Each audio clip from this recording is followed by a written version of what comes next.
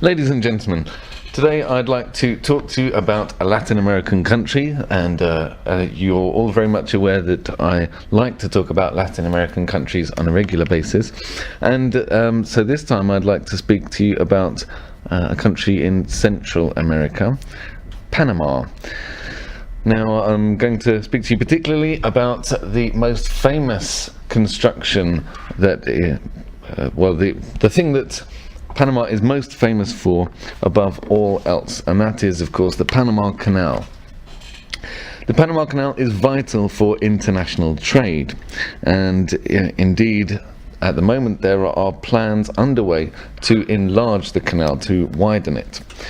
And this means that it will be even more of a focal point for international commerce.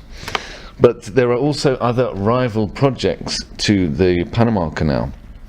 So now that we're 100 years since the creation of the canal, now that we're at the 100th anniversary of it being built, I would like to take stock of the situation as it is at the moment. I'd like to tell you a bit about the history of the canal, and then we can go into a few other details about recent projects. So the canal is 80 kilometers long in total, and as I'm sure you're aware, it links the Atlantic and the Pacific Oceans. Nowadays, there are roughly 40 ships that pass through the canal on a day-to-day basis. This makes a total of 14,000 ships each year. The volume of goods that passes through the canal is 300 million tons per year, which represents roughly 4% of global maritime traffic. So now we've looked at a few of the day-to-day figures, the recent statistics, but let's take a look at the history a little bit. We can see that if we look at the history books, we can see that when the canal was inaugurated, it represented a great shaking up of world trade. It really turned world trade on its head, we could say. Previously, a trip from San Francisco to New York City would mean that if this trip were done by a maritime vessel, it would take 20,000 kilometers. Later, after the construction of the canal, this distance was reduced to less than half that, to 9,000 kilometers. And nowadays, the Panama Canal represents one of the shortest, it represents the shortest route for many different routes across the globe, particularly Europe to Asia, for example, Western Europe to Asia. But how was the canal actually dug, and what events led to its opening in 1914?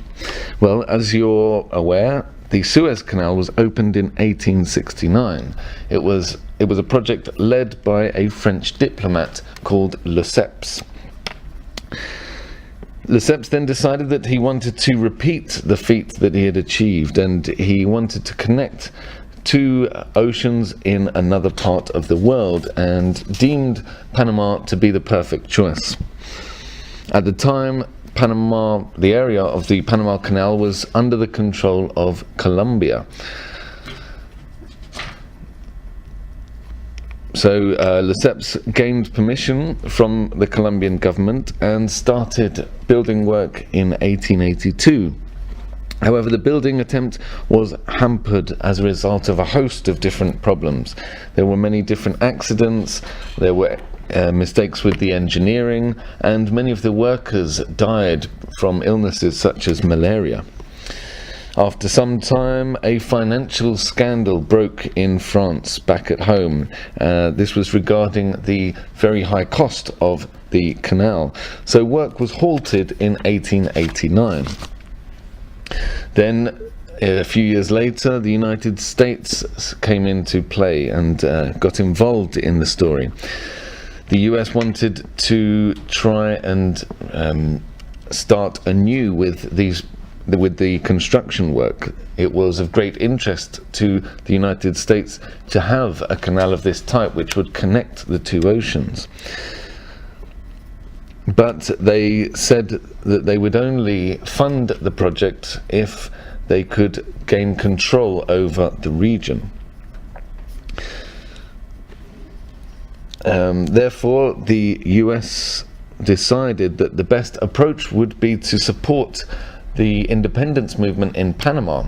If Panama became a sovereign independent country, then it would be easier for the US to work with it as opposed to with a large government like that of Colombia.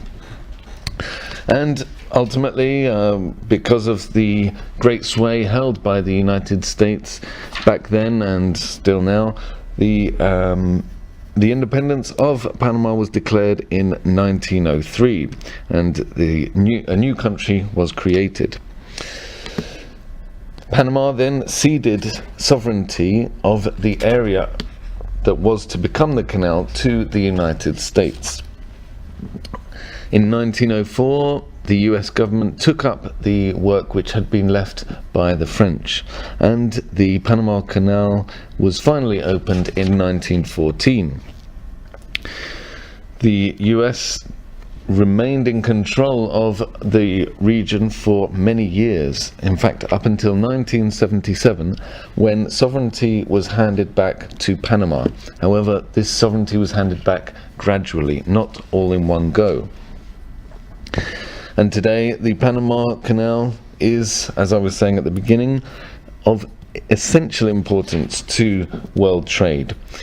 It represents 7% of Panama's GDP. It contributes 7% directly, and this was the case if we look at figures from 2008, which are the most recent ones available. If we then consider indirect contributions to the Panamanian economy, then we see that actually 22% of its GDP comes from the Panama Canal. And since 1914, the volume of trade passing through the canal has continued to rise. This is mainly due to trade between the United States and East Asia. However, now it seems that the canal has reached saturation point. It no longer has capacity for to increase the number of vessels passing through. 40 per day is the limit that the canal can currently take. Also, it is limited in terms of the size of vessels that can pass through. Some are nowadays too big to pass through, and these are called the post-Panamax vessels.